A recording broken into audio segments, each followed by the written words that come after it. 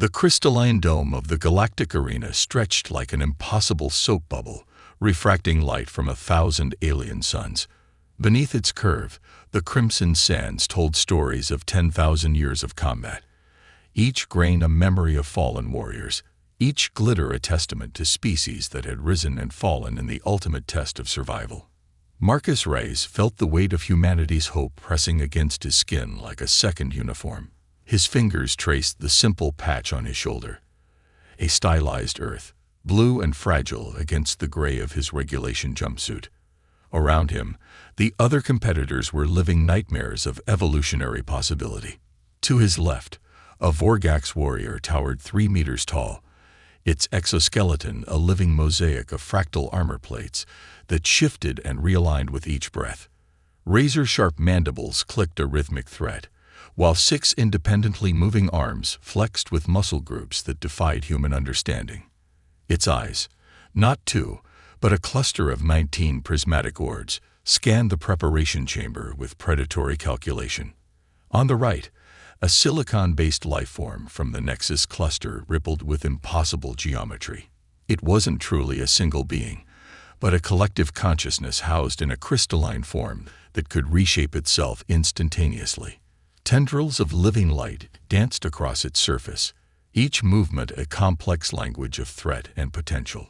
The chamber buzzed with a cacophony of languages, translation matrices struggling to convert the most exotic communication methods. Telepathic species projected surface thoughts that made the air shimmer. Cybernetic warriors communicated through rapid-fire data bursts that caused minor electromagnetic disturbances. And then there was Marcus. 5'11", 180 pounds. No visible augmentations, no external weapons, just human. A massive holographic translator, powered by the combined computational might of a dozen advanced civilizations, boomed overhead. Contestant 217, human, Marcus Reyes. The reaction was instantaneous and brutal. Laughter erupted, not human laughter, but 1,000 alien expressions of derision. The reptilian Krelltak delegation hissed a sound that translated to pure mockery. Silicon-based warriors projected holographic caricatures of a weak, fragile human. Cybernetic units ran probability simulations that gave Marcus less than a 0.0000003% chance of survival. The stadium's sentient AI announcer seemed to drip with sarcasm. Humanity's sole representative enters the arena of trials. Preliminary analysis suggests immediate elimination. Marcus knew the stakes. This wasn't just a competition. This was humanity's one chance to prove its worth in the Galactic Confederation.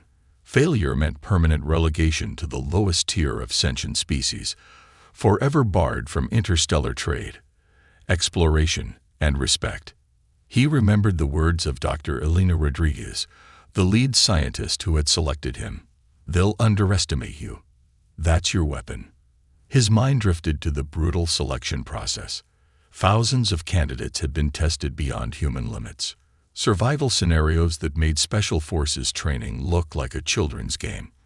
Marcus had survived environments that killed cutting-edge technology.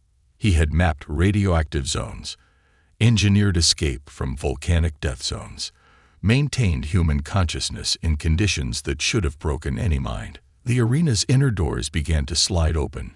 Crimson sand glittered with the crystallized remains of previous champions, a graveyard of galactic hopes and shattered dreams. Marcus stepped forward. The laughter grew louder, but something else was growing too, a subtle tension, a hint of curiosity beneath the mockery. Because some of the more experienced competitors, those who had seen countless tournaments, noticed something different in the human's eyes. This wasn't fear. This wasn't desperation. This was something else entirely. Calculation. Determination. A predatory focus that didn't match his seemingly unremarkable human form. The arena held its breath, even as it continued to laugh. The selection process wasn't a test. It was a nightmare engineered by humanity's most brilliant and ruthless minds. Deep beneath the Atacama Desert Research Complex, Dr. Elena Rodriguez studied the holographic projection of Marcus's psychological profile. Her fingers, scarred from decades of extreme environment research, traced the complex neural mappings that made him unique. "He's not our strongest candidate," she muttered to Dr. Hiroshi Nakamura, the complex's chief of human optimization. "He's our most adaptable." The selection had begun with 10,000 candidates, the absolute best humanity could offer. Special Forces operators, deep-sea researchers, quantum physicists, wilderness survival experts. Each believed they were the pinnacle of human potential. Each would be brutally proven wrong. The first test eliminated 90% of the candidates within 48 hours, a sealed environment simulation of the methane seas of Titan. Temperatures that would freeze mercury, pressures that could crush titanium, atmospheric compositions that would dissolve human lung tissue in seconds. Candidates were given minimal equipment, a single environmental suit, limited oxygen, and their own human ingenuity. Marcus didn't just survive. He optimized. Where others fought the environment, he studied it. He modified his suit using components from failed equipment. He created makeshift oxygen recycling systems from the remnants of other candidates' gear. When his primary heating element failed, he used the thermal conductivity of his own body's movement to generate heat, creating a living heat exchange system that defied conventional survival techniques. The next phase was psychological. A sealed chamber that projected the most terrifying scenarios imaginable. Not just physical threats, but psychological warfare designed to break the human mind. Candidates faced simulations of total isolation, complete sensory deprivation, hallucinations crafted from their deepest fears. Most broke within hours. Marcus transformed the experience into a meditation. He had spent years studying advanced mindfulness techniques with Tibetan monks, combined with cutting-edge neurofeedback technology. Where others saw terror, he saw patterns. Where others heard psychological warfare, he heard information. Dr. Rodriguez watched the footage with a mixture of fascination and professional detachment. "Look at how he's mapping the psychological attack," she told Nakamura. "He's not resisting. He's analyzing." The final test was pure improvisation, a complex scenario that changed every 30 seconds. Candidates were dropped into environments that shifted from Arctic tundra to volcanic fields, from zero-gravity chambers to high-pressure underwater environments. They were given a multi-tool and their own human capability. Marcus didn't just adapt. He anticipated. He understood that survival wasn't about fighting the environment, but becoming part of it. Each shift became an opportunity. Where others saw obstacles, he saw a complex system to be understood and manipulated. When the final candidate was selected, only Marcus remained. Not because he was the strongest, not because he was the most technically proficient, but because he represented something more fundamental about humanity. The ability to transform, to see possibility where others saw only limitation. Dr. Rodriguez's final report was brutally simple. Marcus Reyes is not our champion. He is humanity's message to the galaxy. As Marcus stood in the preparation chamber of the Galactic arena, he carried more than just humanity's hope. He carried its fundamental nature. Unpredictable, unbreakable, perpetually underestimated. The selection process was over. The real test was about to begin. The arena of gravitational dissolution was a nightmare engineered by the most sadistic minds in the Galactic Confederation. A combat zone where physics itself became the primary weapon, where survival depended on more than strength. It demanded absolute mastery of movement, perception, and adaptation. Massive holographic displays flickered with real-time gravitational readings. Brilliant crimson lines mapped potential force vectors, showing impossible trajectories that would tear apart any conventional fighter. The arena floor was a living canvas of destruction, capable of shifting gravitational pull from Earth standard to several hundred times normal acceleration in microseconds. Marcus stood at the entrance, his standard-issue gray jumpsuit seeming woefully inadequate compared to the biomechanical armor of his competitors. The Krelltak warrior to his left had integrated gravity compensators that looked like living mercury, constantly flowing and reshaping. The Nexus 9 cybernetic unit opposite him bristled with quantum stabilization nodes that could theoretically withstand any gravitational assault. The arena's sentient announcement system crackled to life. Challenge sequence initiated. Gravitational flux parameters. Unlimited. Survival probability. Statistically negligible. A collective laugh rippled through the alien spectators. Monitors showed Marcus's survival odds, 0.03%, the lowest in the tournament's history. What they didn't understand was that Marcus had spent years preparing for environments where conventional physics broke down. His training had included quantum mechanics research stations in Antarctica, zero-gravity laboratories, and extreme geological survey missions that pushed human adaptation to its absolute limit. The first gravitational shift hit like a nuclear pulse.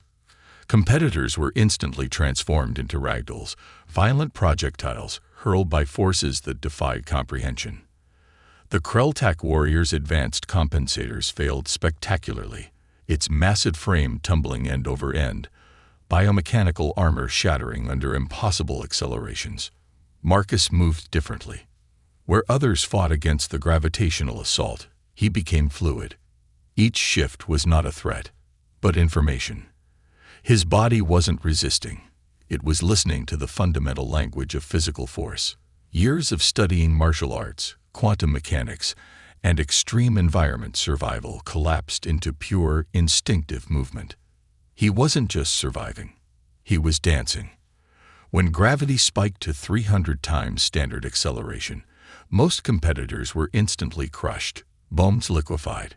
Mechanical augmentations collapsed. The arena floor became a graveyard of shattered bodies and broken technology. Marcus tucked, rolled, used the momentum of each gravitational wave. His movements were a calculated symphony, part martial art, part quantum calculation, part pure human improvisation.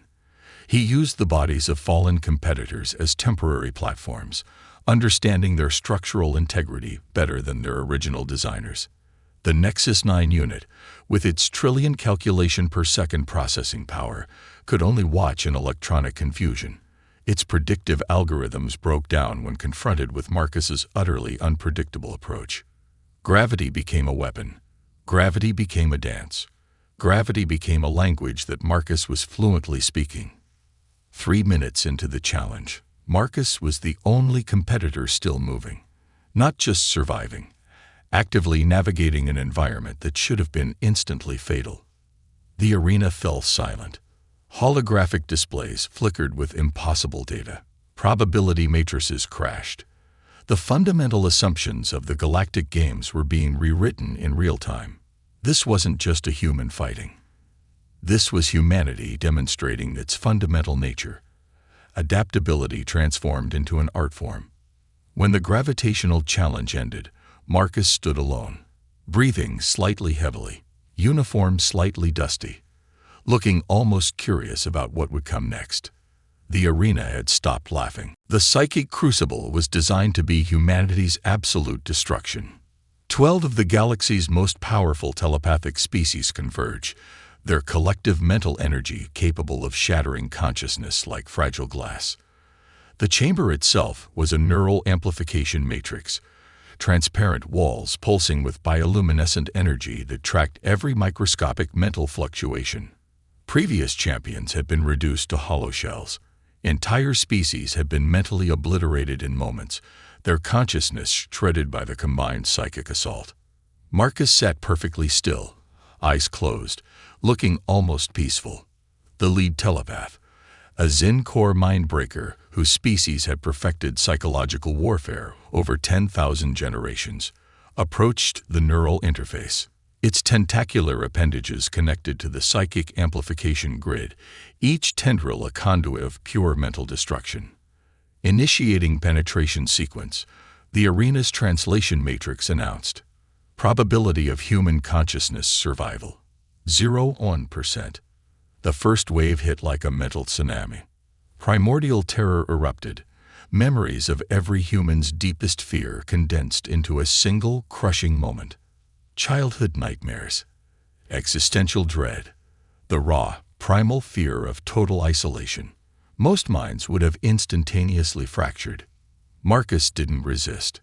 He had spent years studying consciousness with Tibetan meditation masters, quantum neuroscientists, and psychological warfare experts. Where others saw an attack, he saw information. Where others built mental walls, he created a fluid landscape. The telepaths discovered something they had never encountered. A human mind was not a fortress to be breached, but an entire universe to be explored. They projected fear. Marcus reflected complexity. A child's first steps. The moment of scientific discovery. An artist creating beauty from pain. The soldier's sacrifice. The first human steps on Mars. The complexity of a mother's love. The intricate mathematics of a musical composition. Each memory was not just a moment, but a multidimensional experience. Emotions intertwined with mathematical precision. Sensory experiences layered with philosophical depth. Pure human experience. Messy, complicated, utterly unpredictable. The Zincore mindbreaker recoiled. Its collective consciousness had never encountered a mind that didn't just resist, but actively transformed the nature of mental engagement. Humans didn't have a single consciousness. They had a constant, dynamic conversation with themselves. Memories became weapons. Emotions became shields. The 12 telepathic species found themselves drowning in human experience, not through resistance, but through overwhelming complexity. Marcus wasn't fighting the mental assault. He was teaching them what it meant to be human. Quantum entanglement of consciousness, emotional resonance, the ability to hold multiple contradictory experiences simultaneously. A mind that didn't just remember, but constantly reinterpreted its own history. The arena's neural tracking systems began to malfunction. Probability matrices crashed. The fundamental assumptions of psychological warfare were being rewritten in real time. 30 minutes into the assault, the telepathic consortium collapsed. Not defeated, not broken, transformed. When Marcus opened his eyes, 12 of the most powerful telepathic species in the galaxy sat in stunned silence.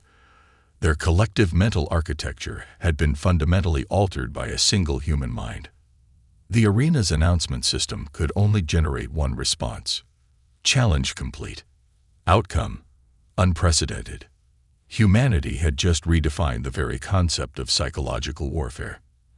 And they were just getting started. The Morphic Labyrinth was the most brutal challenge in the Galactic game's history, a living environment that reconfigured itself every 30 seconds. Atmospheric composition shifted with mathematical precision. Temperature fluctuated from absolute zero to plasma-level heat.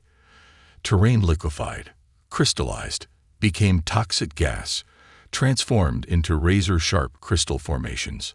Most competitors carried sophisticated environmental suits worth more than entire planetary economies, adaptive biomechanical systems, quantum stabilization units, molecular reconstruction technologies that could theoretically survive any environmental assault. Marcus carried a standard-issue multi-tool and his human capacity for improvisation. The arena's announcement system crackled to life. Environmental adaptation challenge initiated. Survival probability. Statistically negligible. First transformation. Liquid methane ocean. Temperatures plummeted to -263 degrees Celsius. Atmospheric pressure would crush conventional life forms instantly. Competitors with advanced environmental suits found their systems freezing, molecular structures collapsing. Marcus didn't fight the environment. He became part of it. Using fragments of a fallen Nexus 9 competitor's environmental suit, he constructed a rudimentary thermal exchange system. He stripped conducting materials, used his own body's heat distribution as a primary energy source. Where others saw an impossible environment, he saw a complex system to be understood and manipulated. 30 seconds later, plasma storm environment. Temperatures spiked to over 10,000 degrees. Radiation levels that would vaporize most organic matter. Competitors' advanced systems overloaded, molecular structures disintegrating. Marcus used the crystalline remnants of the methane phase environmental protection, creating a multi-layered radiation deflection system. He understood heat transfer better than his competitors understood survival. Each environmental shift became an opportunity, not a threat. The Galactic game's most advanced AI tracking system began to malfunction. Probability matrices crashed. Marcus wasn't just surviving. He was teaching the environment how to be survived. Acidic crystal formation, zero-gravity toxic atmosphere, high-pressure metallic storm. Each transformation killed competitors instantly. Marcus transformed with each shift. He wasn't just adapting. He was developing a real-time understanding of environmental dynamics that defied conventional scientific understanding. Competitors relied on pre-programmed responses. Marcus created solutions in real time, using whatever materials were available. The fallen Krell-Tak warrior's communication matrix became a thermal regulator. Fragments of a silicon-based life form's exoskeleton became radiation shielding. Discarded quantum computing components became atmospheric filtration systems. 12 minutes into the challenge, Marcus stood alone. Not through technological superiority, not through brute force, but through the most fundamental human capability. The ability to see possibility where others saw only limitation. The arena's tracking systems could only generate one response: survival method. Unknown. Outcome: unprecedented. Humanity hadn't just survived the most brutal environmental challenge in galactic history. They had redefined the very concept of survival. When the final environmental shift occurred, Marcus looked almost disappointed that the challenge had ended. His jumpsuit was slightly torn. His multi-tool was somewhat scratched. But his eyes burned with an intensity that made the entire arena fall silent. This wasn't just a competition anymore. This was a demonstration of human potential. The championship arena transformed into a living battlefield that defied comprehension. Holographic environments flickered with impossible speed. Arctic tundra bleeding into molten volcanic fields, then dissolving into zero-gravity chambers. The Krell-Tak's champion, Ctheric, stood as the living embodiment of evolutionary perfection. 9 feet of genetically engineered muscle and technological enhancement, each limb a weapon, each movement a calculated killing stroke. Ctheric represented the pinnacle of galactic combat engineering. Developed over 5,000 generations, its species had been the undefeated champions of the galactic games for 1,000 cycles. Quantum-locked muscle fibers. Predictive combat algorithms hard-coded into its genetic structure. Reflexes that operated 10 times faster than any known biological system. The arena's announcement system trembled with anticipation. Final championship bout initiated. Predicted duration: 17 seconds. Human survival probability: immeasurably low. A collective laugh rippled through the alien spectators. Marcus stood perfectly still. The first attack came faster than light could track.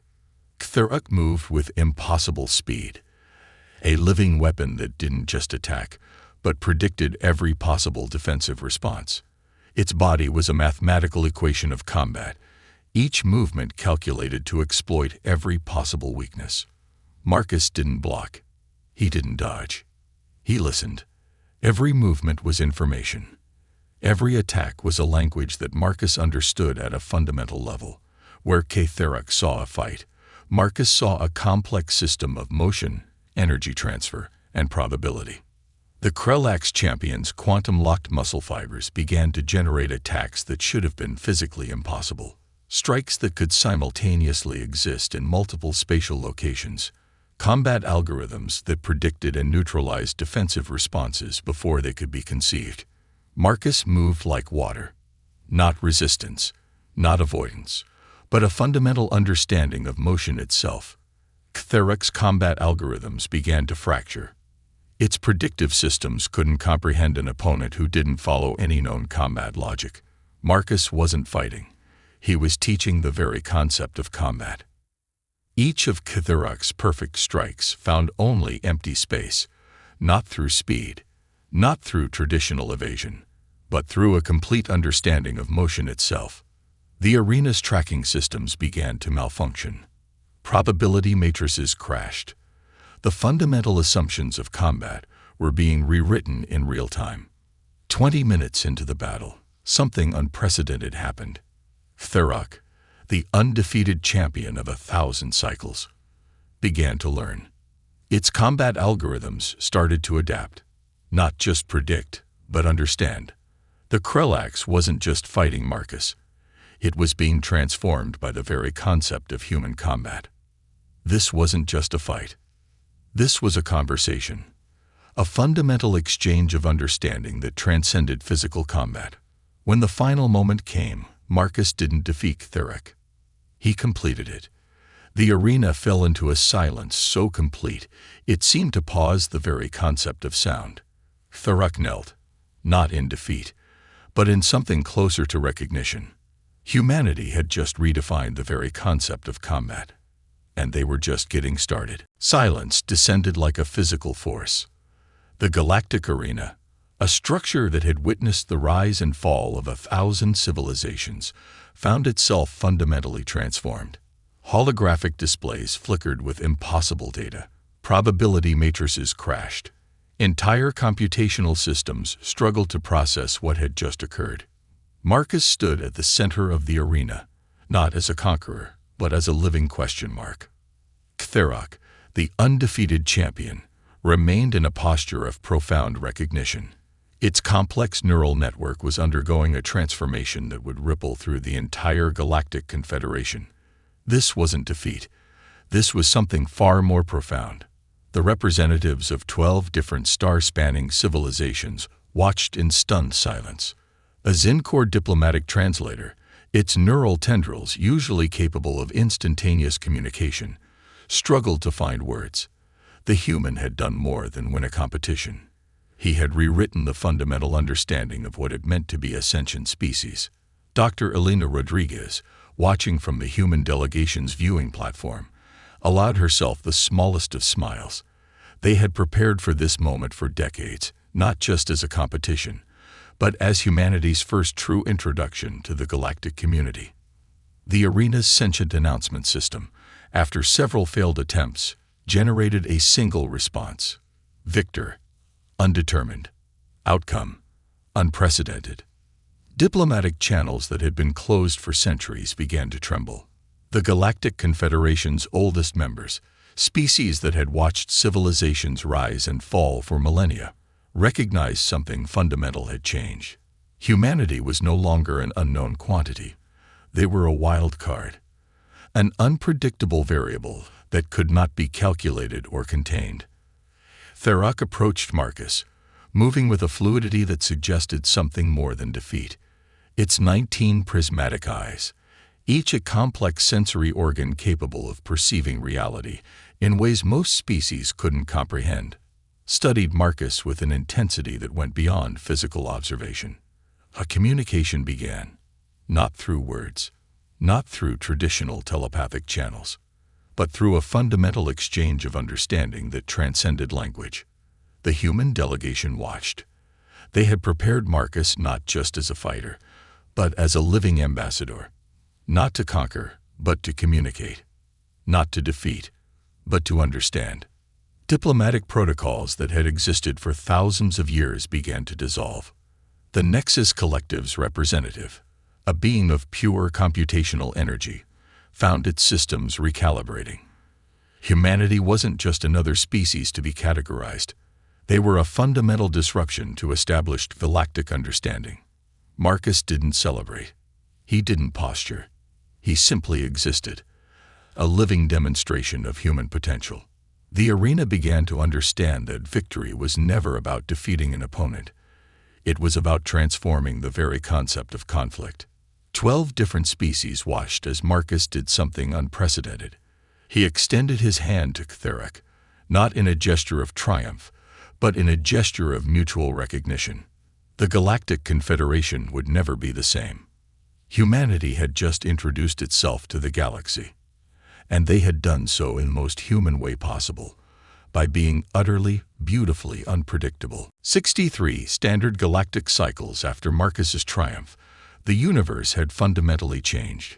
The Galactic Confederation's central archive preserved the moment of transformation, not as a simple combat record, but as a fundamental turning point in interstellar civilization.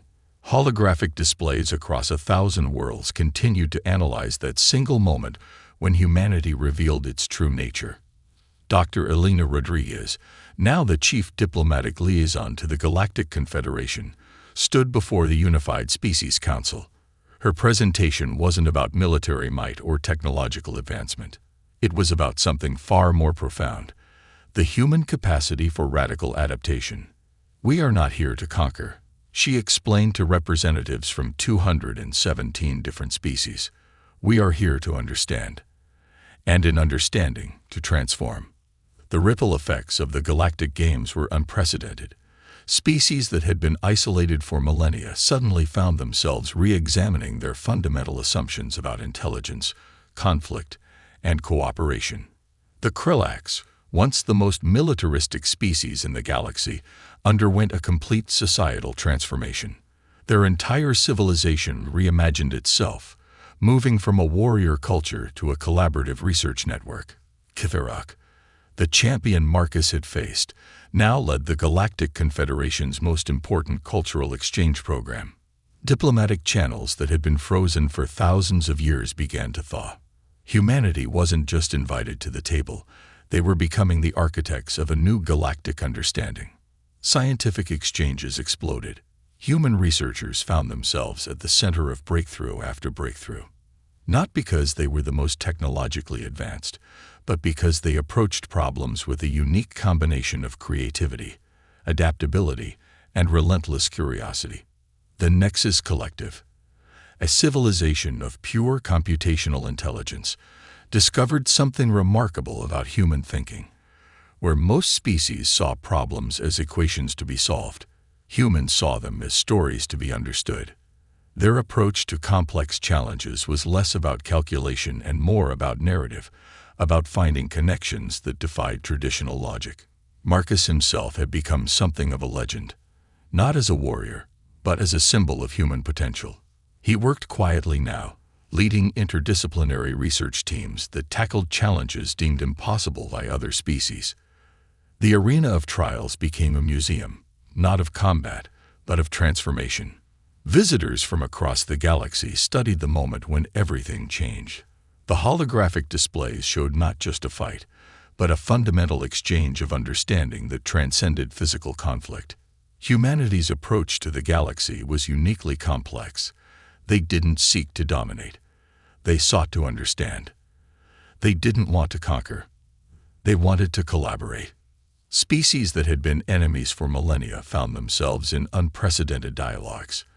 The human approach to conflict resolution, which emphasized empathy, creativity, and mutual understanding, began to reshape galactic diplomacy.